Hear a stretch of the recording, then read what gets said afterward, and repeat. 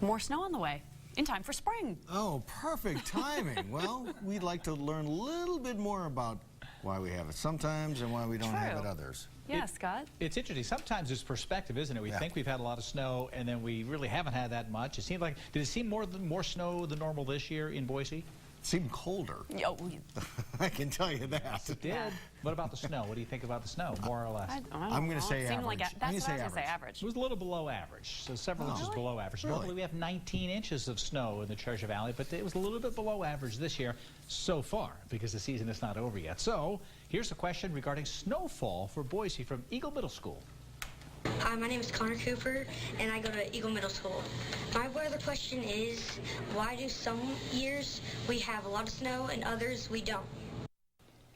Connor, great question. A lot of people ask that question. Why some years it's so snowy, other years it's not snowy at all? Last year was below average, about 8.6 inches of snow for the entire year, and we've had some years with above and some below. We've had a lot below lately, so I want to show you here a bar graph. This is 1950 to 2008, and each one of these white this is a year, 1960, 61. This is the 60s, the decade. Here's the 70s and the 80s. And this is a bar graph of how much snow we've had. This is the average bar showing up around 20 inches. That average is now dropped, the 30-year average down to 19.1 inches.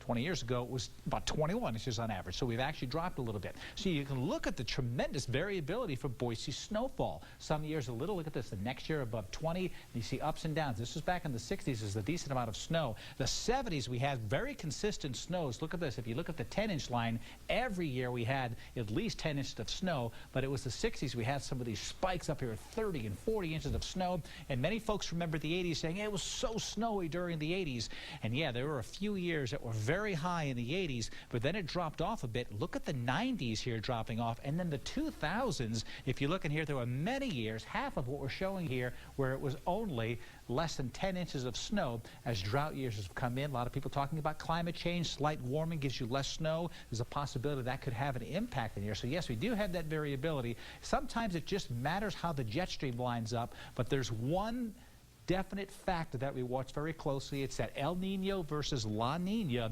where in South America, during an El Nino year, we have water temperatures in the 80s or water temperatures in the 70s for La Nina. When you shift these cold water currents around and you move the water around, it changes the weather patterns. And generally during an El Nino, we're a little bit milder and generally less snow. And during the La Nina years, we tend to have a lot more snow. So typically La Nina years were more snow here. During a La Nina winter, they're drier in the southeast. So the El Nino La Nina is certainly one of the main reasons. Otherwise, sometimes it's flip a coin, but there are other things going on in there as well that make it go up and down. So are we make it hard for me, that's what for are sure. we in this? What are we in this season? We were kind of almost a neither Nina. Neither Nina. That's in the middle. That's we were a La Nina, a slight bit of a La Nina, but it was really not impressive either way. Neither Nina.